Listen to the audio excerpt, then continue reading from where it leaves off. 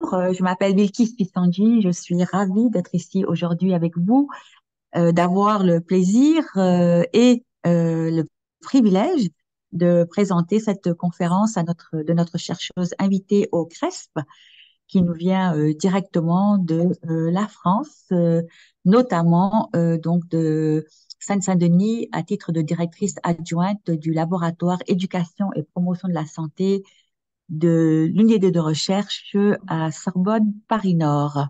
Alors, le titre de notre conférence aujourd'hui, c'est de la clinique à l'intervention en santé publique, plus particulièrement en nous présentant, et on aura l'occasion d'en discuter également, l'exemple du projet Moussafir, santé sexuelle et mentale en communauté ourdophone en Île-de-France.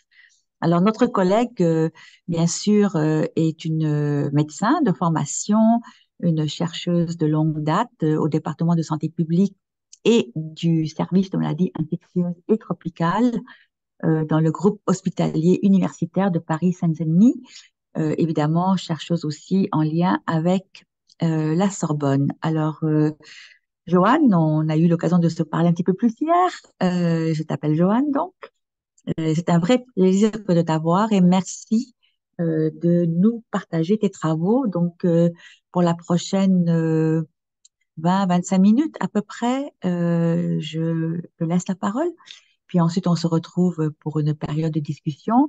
Bienvenue aux étudiants, aux collègues qui sont présents parmi nous. Préparez vos réflexions, vos commentaires et vos questions. C'est à vous.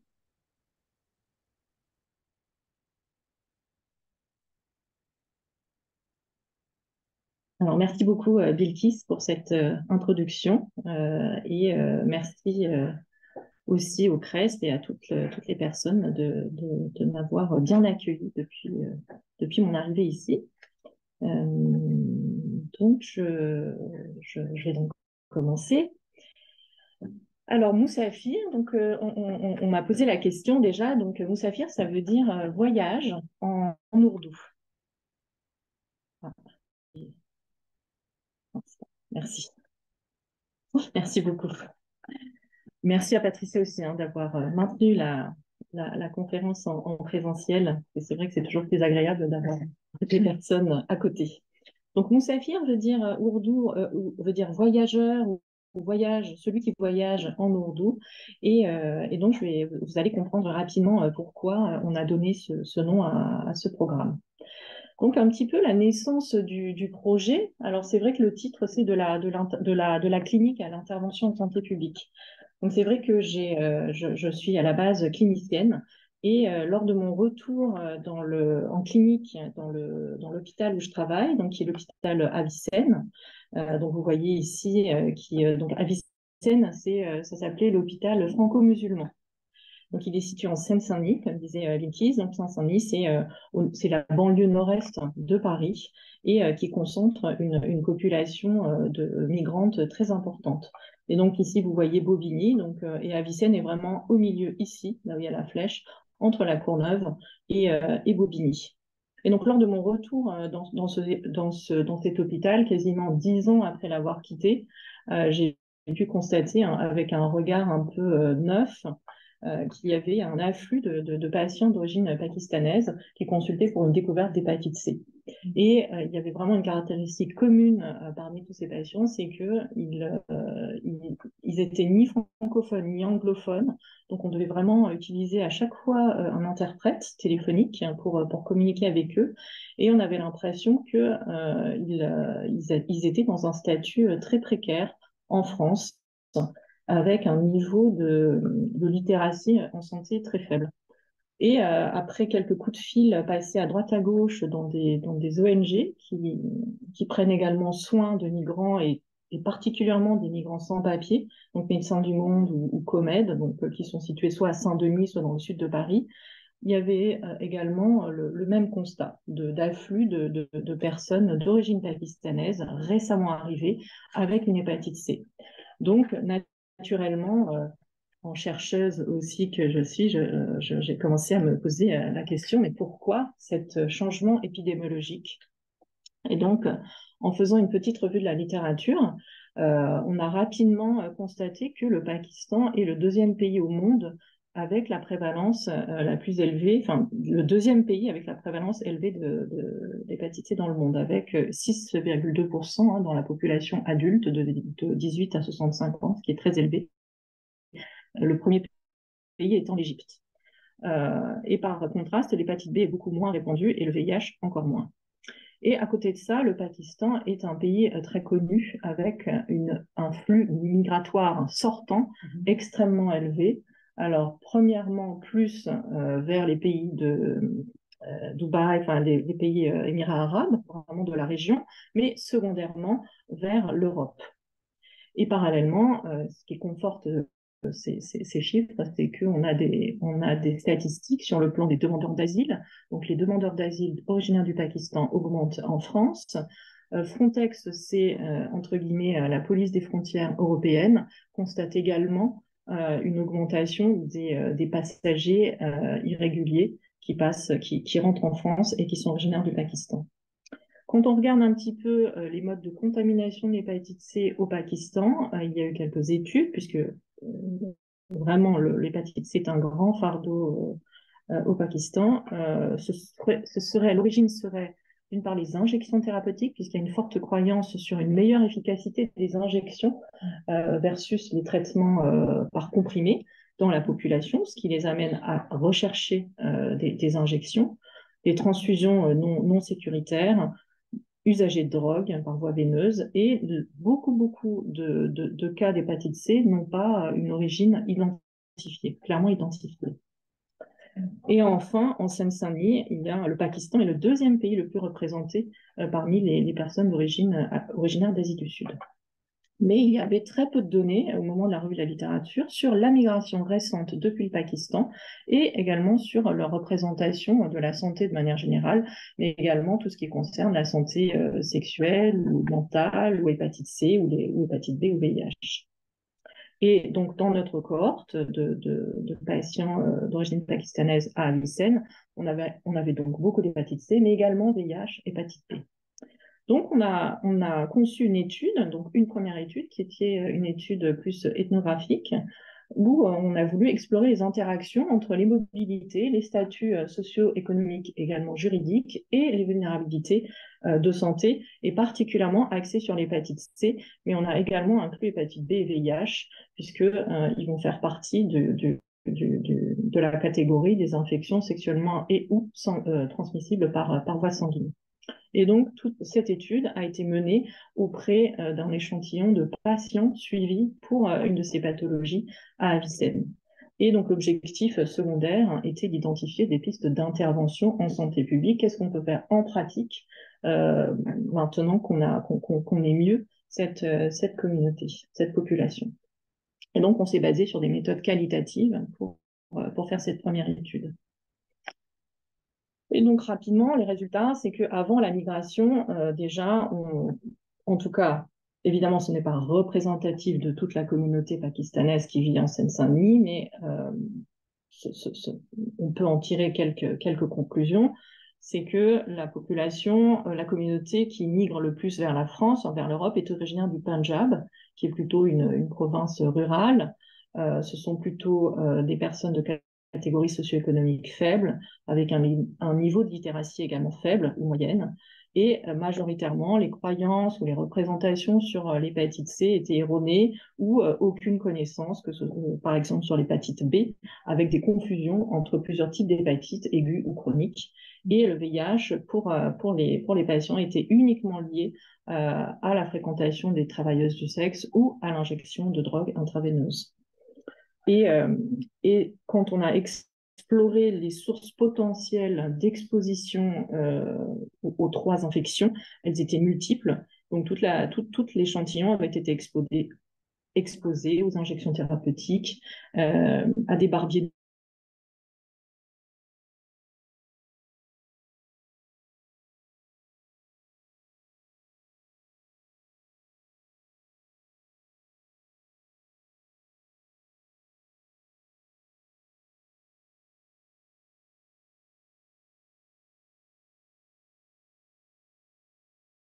rue avec des rasoirs pas sécurisés. Mais les personnes qui avaient des relations avec les hommes ne se considéraient pas comme homosexuels. Donc il y avait vraiment une linguistique particulière à adopter.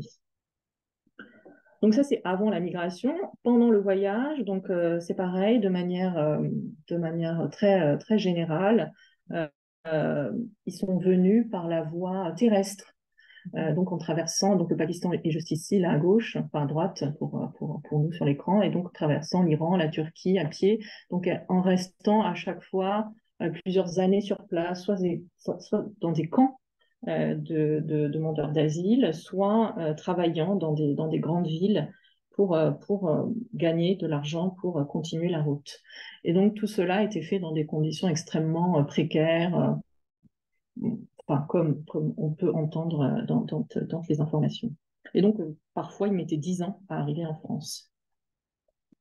Et une fois en France, ils se concentrent donc, ils arrivent en France et ils s'installent vers les réseaux sociaux dont ils sont extrêmement dépendants. Donc, ce sont des réseaux de personnes du même pays, de la même région, voire du même village, qui sont déjà installés en France plus ou moins et qui vont leur sous-louer des appartements dans lesquels ils vont vivre à 10, 15 personnes, avec donc des statuts administratifs ou juridiques extrêmement complexes, ne leur permettant pas d'avoir des papiers, avec donc des barrières de la langue, puisque la plupart ne parlent ni français ni anglais, ce qui force à un repli communautaire, et toujours avec un poids familial et social ils ont vraiment des attaches transnationales extrêmement fortes, avec cette nécessité et cette obligation d'envoyer de l'argent, et également cette caractéristique qui est que tout ce qu'ils font en France, ils le savent au village, au Pakistan.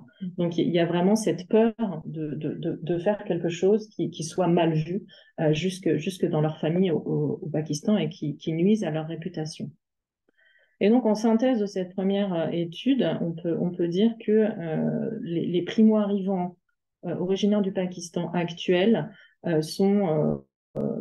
méconnaissent l'accès aux soins en France, et de toute manière, il n'y a pas de recours aux soins puisque la prévention n'est pas très usitée. C'est-à-dire que tant qu'ils n'ont pas de symptômes, ils ne se considèrent pas en besoin de consulter. Et donc, il y a une conscience faible des comportements à risque, que ce soit les hépatites ou le VIH. Il y a des tabous culturellement très ancrés. Il y a une vulnérabilité sexuelle. On a eu plusieurs cas de transactions sexuelles contre argent qui ont été rapportés entre hommes. Une santé mentale extrêmement détériorée du fait des conditions de migration et également des conditions de vie en France, et donc un repli communautaire forcé avec une perpétuation des risques de transmission de la communauté d'origine qui est importée dans leur communauté en France. Et donc, on a terminé avec un focus group qui a regroupé à la fois des patients avec lesquels on avait eu des entretiens qualitatifs, donc ceux qui étaient d'accord pour faire le focus group, mais également d'autres personnes de la communauté pakistanaise. Donc évidemment, on n'a pas révélé qui était suivi pourquoi. Bon, tout ça s'est fait avec dans les règles de l'art. Et donc, on a proposé aux personnes donc on a fait un rendu des résultats et on a proposé qu'est-ce que eux pouvaient proposer comme intervention. Et en fait, le fait que la société pakistanaise soit une société collectiviste était très aidant, puisqu'ils sont très volontaires pour protéger la santé de la communauté. Donc, ils ont vraiment émis beaucoup d'idées. Donc, notamment par rapport à la santé sexuelle, tout le monde était d'accord, même les personnes de seconde génération, que c'est un sujet extrêmement tabou. Et le site web pourrait être un outil qui pourrait justement enlever cette limite de ne pas pouvoir parler de santé sexuelle. Ils ont parlé également de la fréquentation d'une mosquée, enfin d'utiliser une mosquée particulièrement pour cette communauté ourdouphone, donc les prêches sont en ourdou, dans lesquels cette communauté se réunit pour pouvoir diffuser des messages de prévention et d'éducation à la santé, et également peut-être former des médiateurs de santé, ce qu'on appelle ici, je pense, navigateurs de santé, issus de cette communauté particulièrement. Et donc, suite à ces résultats, nous avons enfin, donc on est allé chercher des financements, bon, tout ça, tout le monde connaît, et nous avons, vous allez voir le processus, difficilement conçu un site web bilingue en ourdou et en français. Et donc, la première chose, c'est qu'on a constaté que Facebook est extrêmement utilisé au Pakistan pour une raison que on ne comprend pas très bien. Mais là, vous voyez, hein, en 2023, social media statistiques, 87%, 88% sont utilisateurs de Facebook versus... voilà, donc c'est de manière écrasante Facebook. Et donc, on a pu s'aider de Facebook pour faire la diffusion, pour créer des communautés, pour essayer de recruter des bénévoles pour participer à la conception du site web, qu'on a voulu vraiment extrêmement collaboratif et participatif, mais avec beaucoup d'écueils, comme vous allez voir. Donc là, c'est la frise que je trouve, maintenant qu'on est en 2023, donc on a passé quasiment 4 ans sur la conception du site web. Donc évidemment, si on avait été juste à faire ça entre les professionnels de santé, ça aurait été beaucoup plus simple, hein, on aurait juste voilà, traduit. Et puis, mais on a voulu vraiment, pour qu'on puisse adapter le contenu et pour augmenter l'engagement de la communauté, adopter un processus participatif. Et donc évidemment, hein, il y a eu le Covid entre-temps aussi. Et, et c'est vrai que garder l'engagement des participants pendant toute cette période a été extrêmement difficile, à la fois du côté des professionnels bénévoles et à la fois du côté des participants. Donc il y a eu plusieurs, alors heureusement j'ai des jeunes personnes qui m'aident parce que je connais absolument pas les réseaux sociaux, donc qui ont diffusé toutes ces informations pour recruter des membres de la communauté pour concevoir le site web. Et on a un petit peu, mais ça a été un processus extrêmement difficile. Et ce qu'on a compris, c'est que déjà, d'une part, la santé n'est pas forcément une priorité puisque les personnes sont, soit ne se sentent pas malades, soit n'ont pas le temps de se préoccuper de leur santé tant que ils sont là pour travailler et pour gagner de l'argent et pour envoyer l'argent dans leur famille. Donc, ils ne sont pas forcément dans leur priorité. Et on a eu beaucoup de retours, quand on était dans la phase de recrutement, on a eu beaucoup de retours sur mais pourquoi vous voulez qu'on vienne parler avec vous puisque c'est vous qui savez. C'est vous, les professionnels de santé, nous, on ne peut pas vous aider. C'est pas à nous de vous aider, c'est vous qui savez. Donc, il y avait cette position très, comment dire, traditionnelle de sachant et sachant et de, comment on peut dire, pas de savoir profane, absence de savoir profane qui ressortait beaucoup. Évidemment, il y a beaucoup de personnes qui étaient en situation irrégulière et qui ne voulaient pas forcément, donc tout à l'heure on a parlé de repli communautaire, hein, les personnes sortaient pour travailler, mais ils mangent chez eux, ils restent vraiment un peu cloîtrés pour ne pas affronter, être visibles par la police. Et également une honte de la perception par leur père, parce que même si dans le processus de recrutement, on a parlé de santé de manière générale, c'est pas des choses que dans la communauté, on va comme ça parler ouvertement. Et donc, on a quand même réussi à recruter quelques personnes. Et on voit que si on essaie de placer sur cette graphique de niveau de participation ce qui s'est passé pour notre projet, on voit bien qu'on on est vraiment entre superficielle et moyenne, hein, puisqu'il y avait voilà, à la fois de la timidité, à la fois ils étaient un peu impressionnés, on a fait ça à l'université, hein, les focus group, ils étaient impressionnés d'être dans un endroit avec des professionnels de santé, même si on n'avait pas de blouse.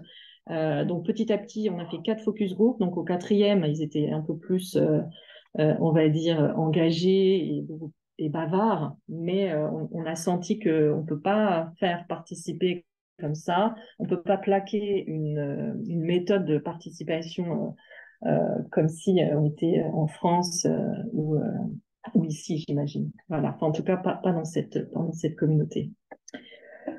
Et donc voilà, donc le site a pu quand même être lancé en novembre. Donc là, on s'était juste sur 6 mois parce qu'on a fait une restitution justement dans l'association.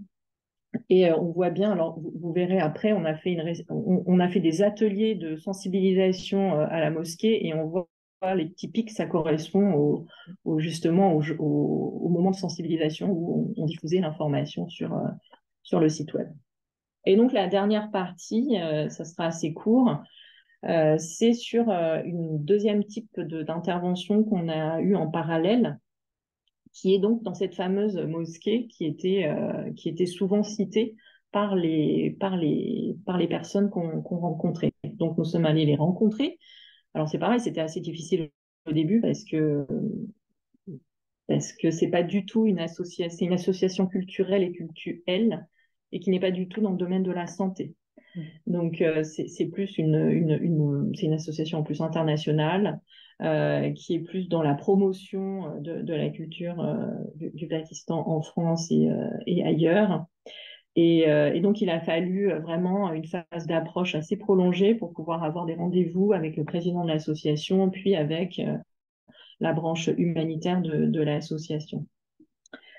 Et c'est un lieu de culte extrêmement fréquenté hein, avec plus de 500 personnes chaque vendredi. Donc c'était vraiment l'endroit, si on veut toucher beaucoup de personnes et des primo-arrivants, c'était vraiment là puisque c'est utilisé. Donc c'est un lieu de culte, mais finalement c'est un lieu de socialisation pour la communauté récemment arrivée qui n'a pas forcément tous les repères. Et donc on a proposé des journées, des moments. Enfin, c'est même l'association qui nous a proposé d'intervenir au moment des prêches du vendredi, où donc le processus c'était que l'imam, au moment du prêche, informait sur la présence de notre équipe et proposait de faire un passage avec nous pour avoir des séances d'éducation à la santé individualisées. Et c'est vrai que à la fois au cours des entretiens avec les patients ou les membres de la communauté, les entretiens individuels qu'on a pu avoir, et à la fois par les représentations que nous, qu'on peut avoir en termes de chercheurs, on n'aurait jamais proposé du dépistage VIH à la mosquée. Mais là, c'est l'association qui nous a proposé directement de faire les trois dépistages à la fois, ce qu'on a trouvé vraiment très progressiste comme posture. Et aucune personne, donc à chaque fois on faisait une séance individuelle en face à face, et personne n'a refusé, donc on donnait le choix de se faire hépatite ou VIH, ou un des trois, ou tous, mais tous ont voulu faire les trois. Donc là, la petite frise, c'est pareil, donc ça, c'est tous les vendredis.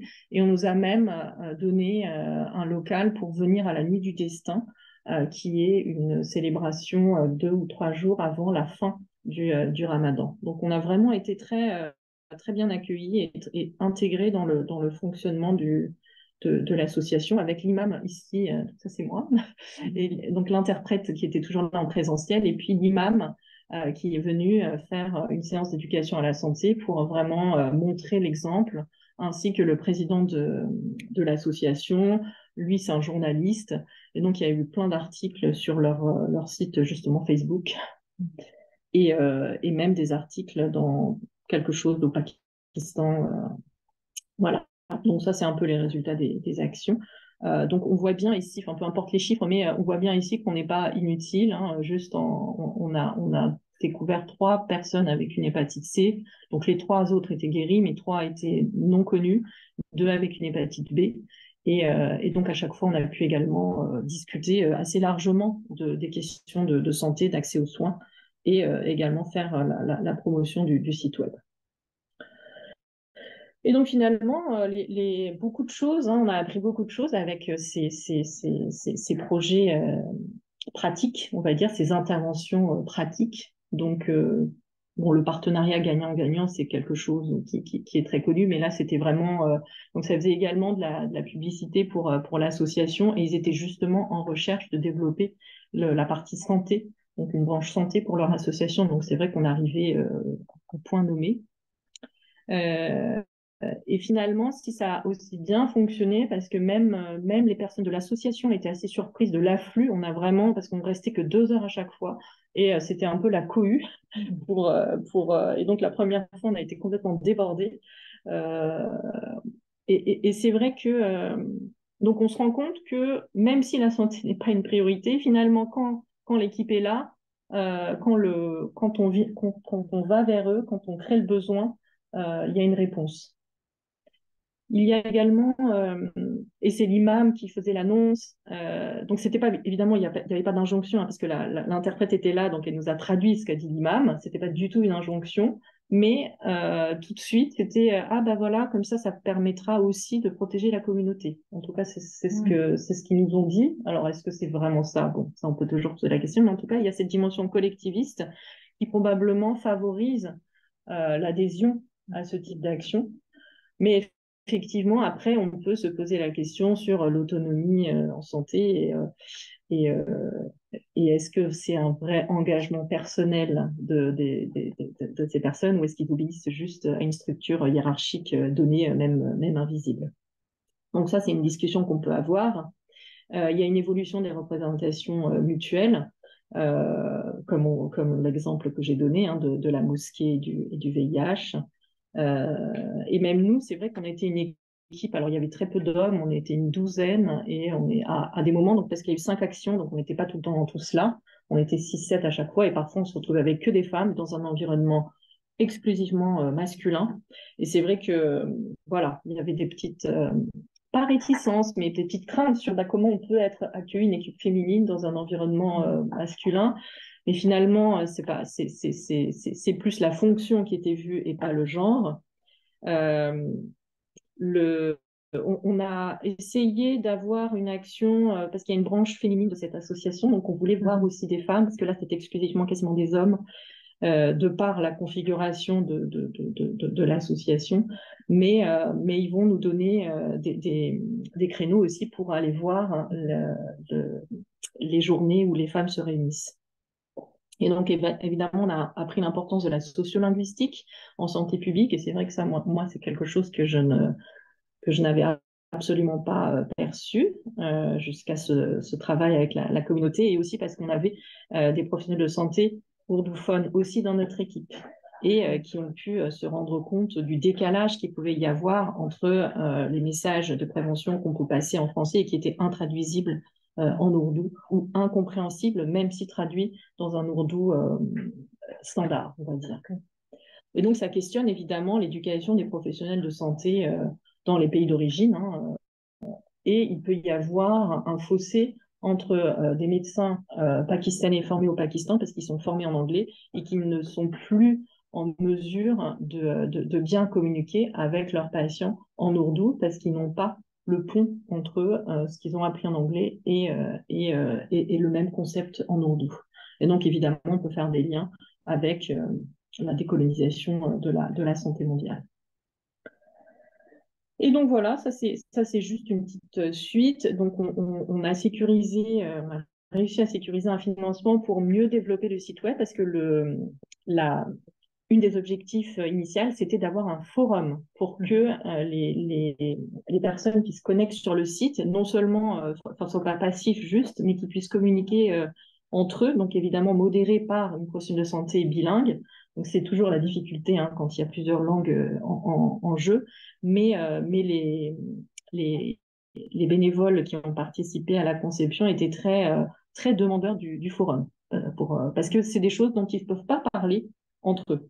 Mais si c'est un forum et qu'ils sont anonymes, là, ils le feront. Donc, et ça, par contre, le forum, voilà, il faut un peu de financement. Donc là, ça y est, on vient de le sécuriser.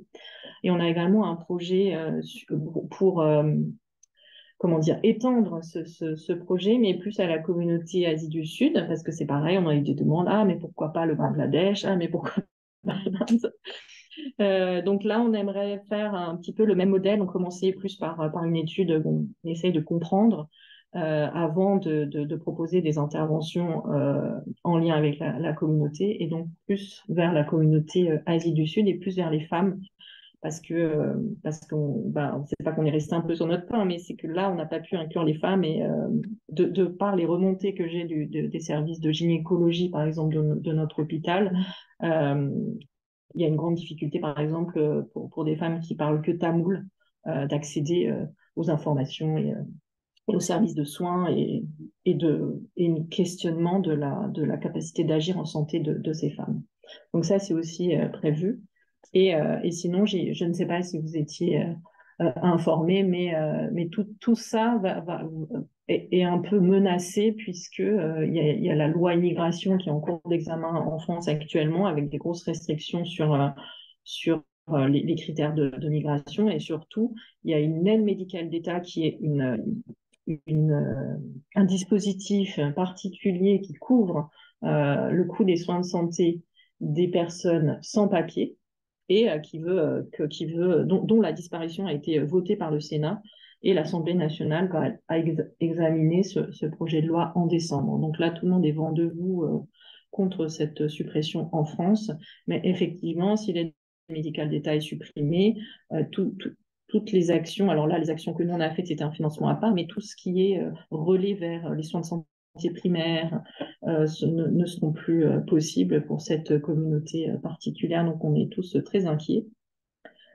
Et puis, oui, oui, alors ça, c'était des articles si vous souhaitez lire. On essaye également de faire des choses sur la sociolinguistique, justement, avec Sarah Jarouf qui était très investie sur le sujet et qui est elle-même pakistanaise. Donc, elle est 1.5, génération 1.5.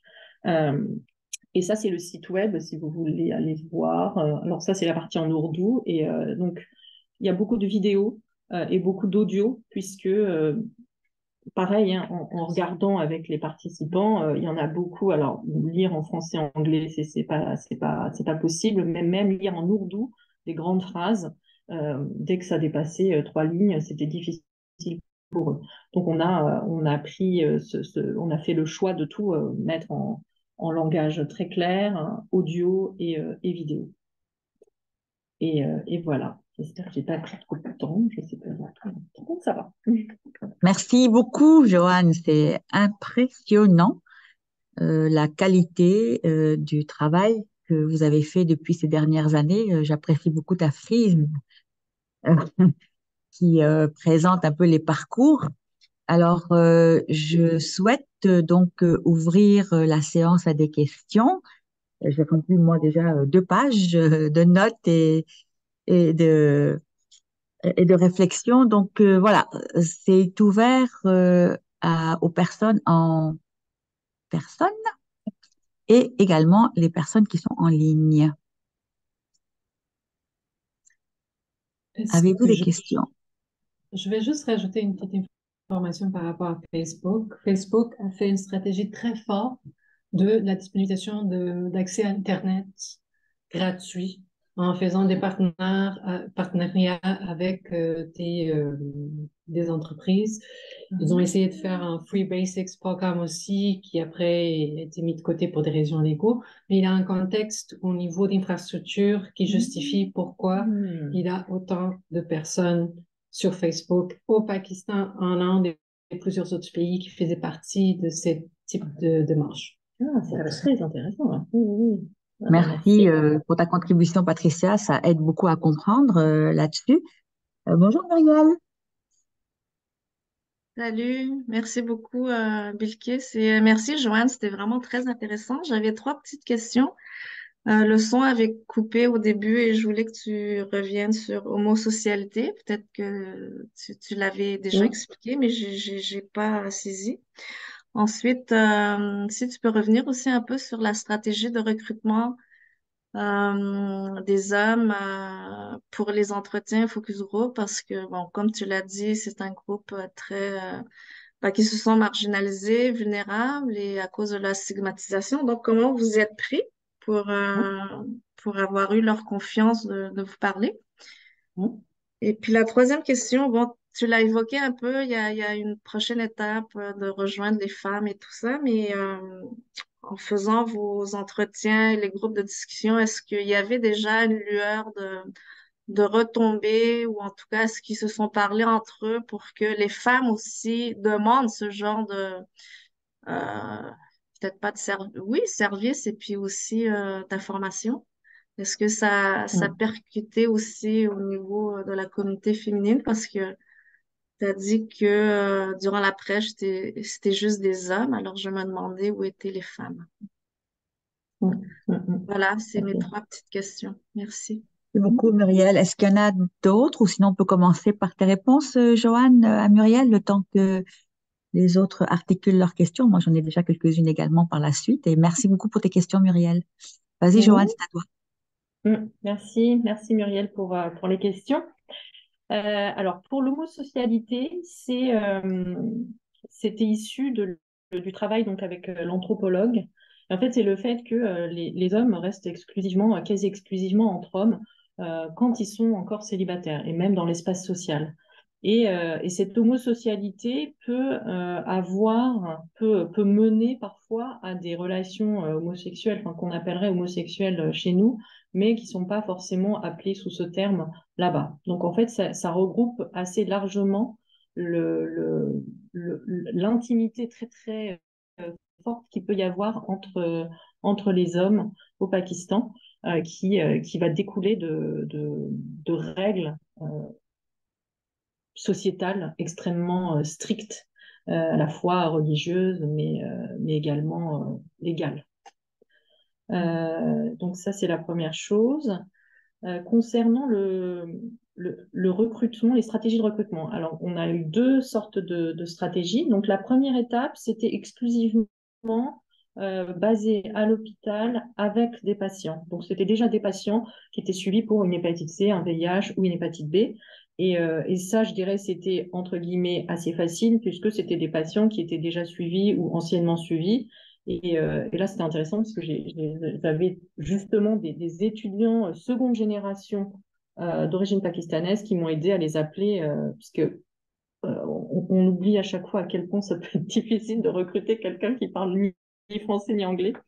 Donc, c'est eux qui m'ont aidé pour les contacter. Et encore une fois, ça me permet de rebondir sur la question du collectivisme et du caractère hiérarchique, c'est que tout le monde a dit oui et tout le monde est venu. À un point où c'en était gênant parce qu'on se disait, mais enfin, c'est pas un ordre, j'ai jamais donné d'ordre de venir, mais ils obéissaient à l'ordre médical. Euh, voilà. Et ça, c'était plus le côté patient. Par contre, quand on est passé à la deuxième phase, c'est-à-dire recrutement des bénévoles issus de la communauté, donc concernés, c'est-à-dire migrants primo-arrivants originaires du Pakistan et qui sont intéressés par la question de la santé. Donc, on a eu vraiment plusieurs stratégies. Donc, il y a eu Facebook, via l'association qui a mis sur Facebook cette information. On a créé des groupes Facebook euh, sur la santé. Il y a eu, enfin, et donc les professionnels de santé ourdophones ont rejoint des groupes Facebook préexistants pour faire la promotion. Je crois qu'elles sont même parties à la sortie du tramway, dans les restaurants pakistanais, distribuer des tracts. Enfin, il y a eu vraiment une énorme énergie qui a été déployée pour. Alors, ce qui était très intéressant, c'est qu'il y avait le premier niveau qui était, vous savez, les pouces, là, les likes sur les Facebook. Il y en a eu énormément. Mais par contre, le degré supérieur, c'est-à-dire oui, on vient parce qu'on est intéressé, ça, il y en a eu très très peu. Donc effectivement, on voit bien la différence de recrutement entre des patients qui ont un attachement et quand on parle avec eux, il y avait vraiment cette notion de redevabilité à l'hôpital qui les a soignés, euh, par contraste au Pakistan où il faut payer une somme phénoménale pour se faire soigner. Donc, et donc, cette redevabilité, plus cette structure hiérarchique de la société, a fait que ils sont venus ils ont répondu vraiment grandement à l'appel. Et la troisième question, oui, sur les femmes. Alors ça, c'est une question qui nous a un peu taraudé pendant toutes nos actions.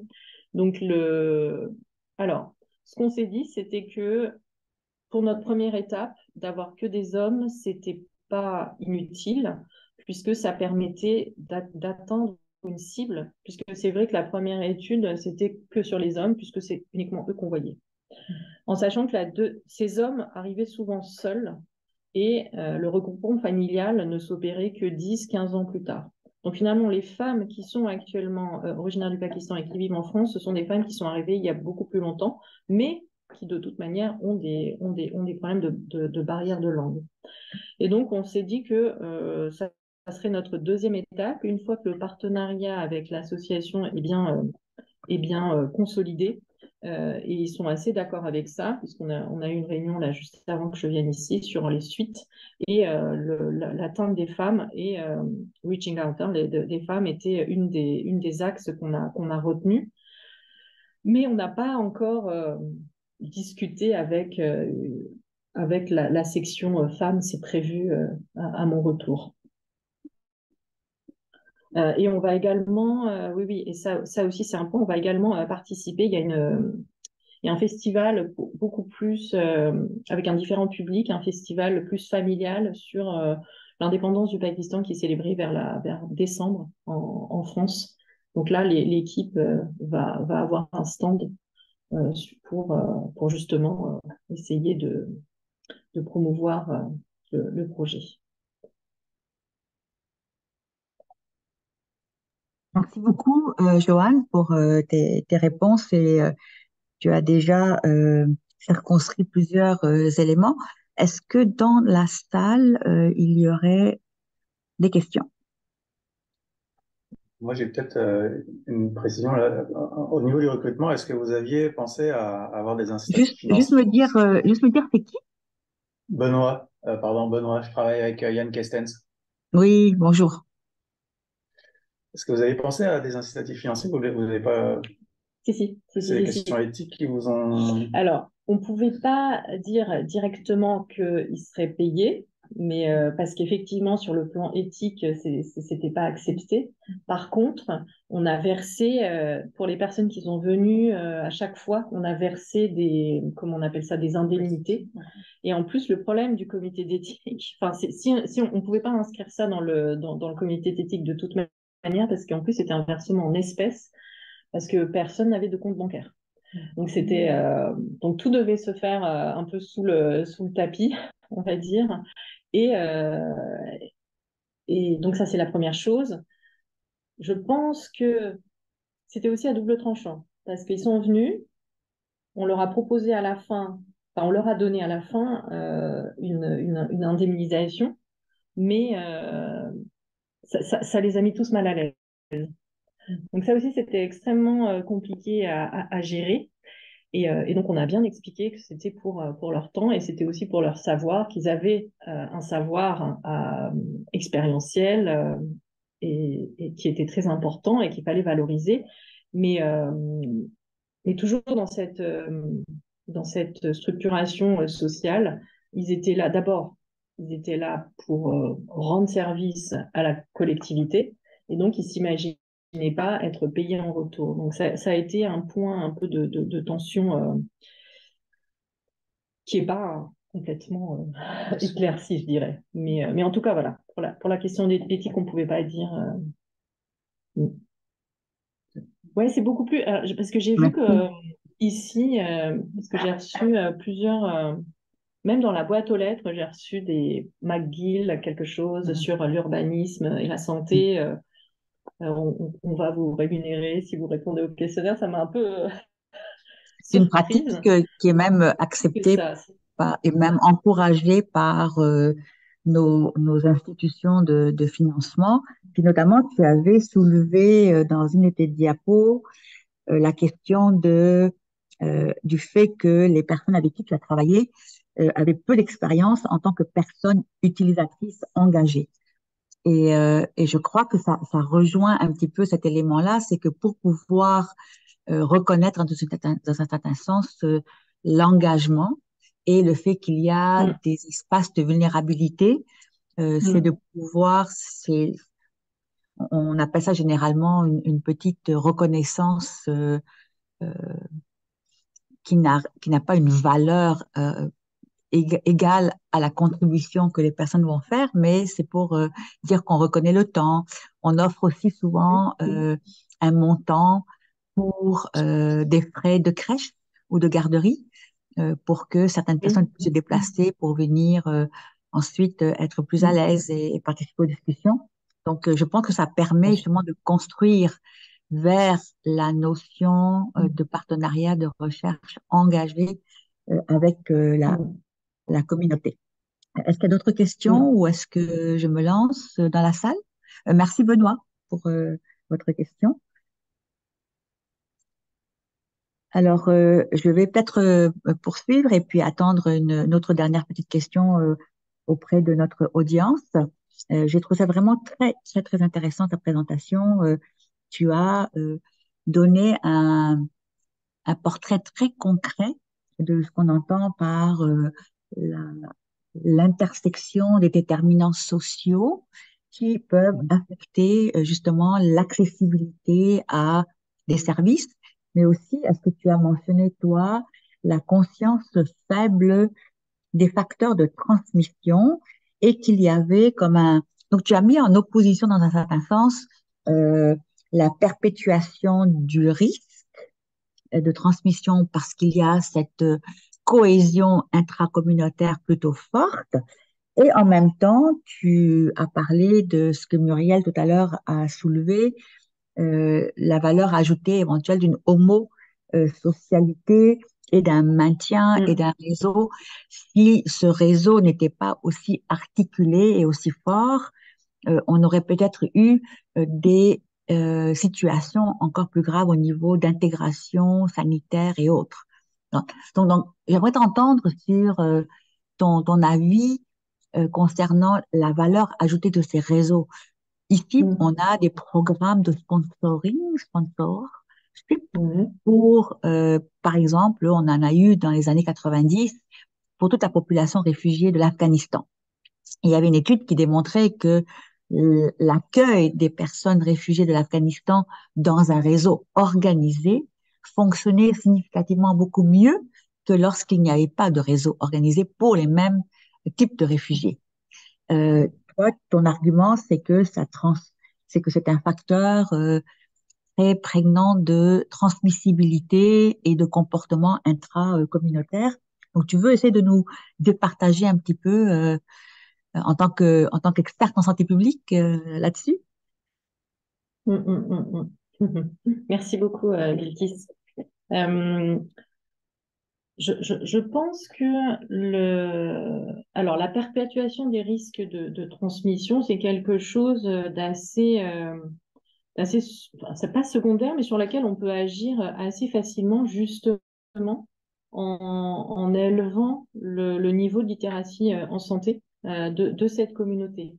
Et finalement, si on arrive à agir sur le niveau de littératie en santé tout en maintenant les liens forts intracommunautaires, je pense que c'est extrêmement positif en termes de santé publique. Parce que les réseaux, finalement, c'est ceux qui vont... Alors, après, il n'y a pas que du positif dans nos réseaux, puisque finalement, c'est aussi ces mêmes réseaux qui font que ils maintiennent les primo-arrivants dans une... non, pas clandestinité, mais dans une précarité, on va dire, financière, économique, sociale, juridique, tout ce qu'on veut. Donc finalement, les réseaux vont... c'est à double tranchant, hein, je dirais. C'est parce que les réseaux ne sont pas uniquement bienveillants et moteurs de cohésion sociale. Il y a aussi un intérêt financier derrière qui fait que les primo-arrivants ne ressortent pas finalement toujours gagnants de ces situations. Mais je dirais qu'on peut profiter de cette forte cohésion sociale quasiment imposée pour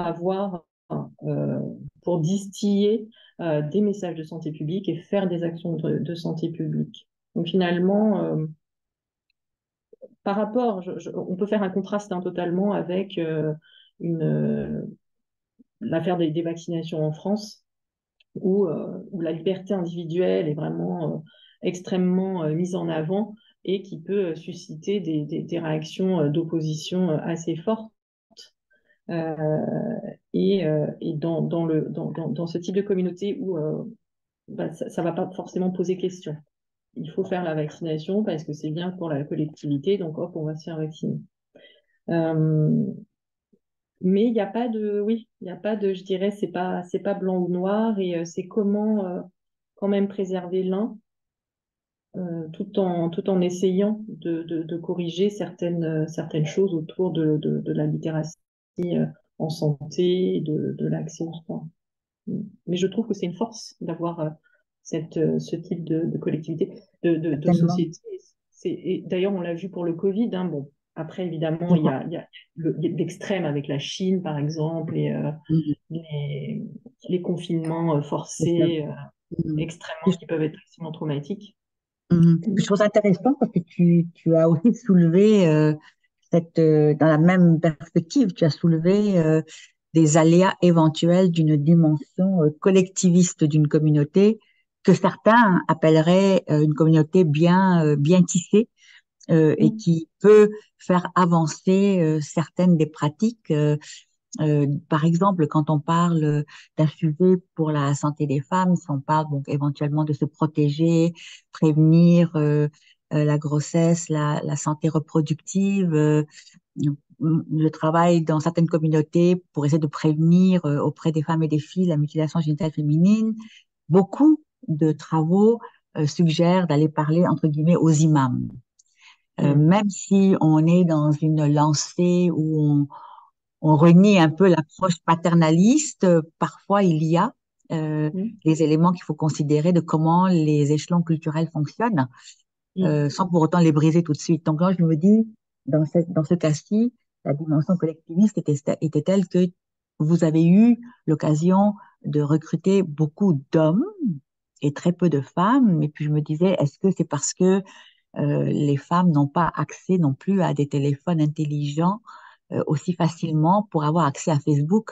Moi, je travaille beaucoup en Inde et les femmes sont quand même un peu moins branchées que les hommes d'une part et n'ont Mm. pas, entre guillemets, le temps d'aller euh, se brancher pour aller voir ce qui se passe dans leur univers autre que domestique. Donc, je me disais, Mm. est-ce que vous avez considéré ces éléments-là? Et c'est quand même assez fascinant, 113 personnes et juste deux femmes. Mm. Oui, oui, complètement. Et encore, les deux femmes, c'était bah, la femme de l'imam et la Ben oui, femme du journaliste, quelque chose comme ça, qui ont été évidemment amenées par leur mari. qui n'ont Mais pas effectivement, traîné. mais justement, ça, c'est un petit peu, c'est tous ces questionnements qu'on a eus au fur et à mesure qui nous ont aussi poussé à orienter là, le projet suivant vers les femmes. Parce que on se dit, bah, les femmes ont encore moins accès euh, aux sources d'information et à la santé de manière générale. Donc, mais c'est une question qui reste complètement ouverte parce que Et justement, on n'en a pas rencontré. ce qui est intéressant, c'est dans cette petite euh, information, puis il nous reste une minute, c'est que de façon générale, puis Muriel et les autres collègues qui sont là, je vous laisse faire écho aux besoins, c'est que de façon générale, la tendance, elle est que les activités de promotion de la santé, donc on parle d'une nutrition saine, on parle de l'éducation des enfants, c'est encore très genré. Donc les femmes viendront, mais là, parce qu'il faut faire un dépistage, ça Mm, a une connotation peut-être plus, mm, je ne veux pas faire de dichotomie insensée, mais c'est une intervention qui attire les hommes et qui peut-être n'est même pas à mm, consonance de pertinence féminine. Donc, mm, je pense qu'il y a tout un travail à faire au niveau de la sensibilité au genre, au rapport de pouvoir, pour pouvoir mm, mieux inclure les diverses personnes qui sont éventuellement impliquées. Je sais pas si mm, ici nos activités qui sont très plus économiques, les hommes viennent, les activités de promotion, les femmes viennent. Euh, et mm. cuisine collective, ce sont les femmes qui viennent. Donc je pense on doit travailler à déconstruire tout ça. Je sais pas si Muriel, tu as aussi le même son de cloche.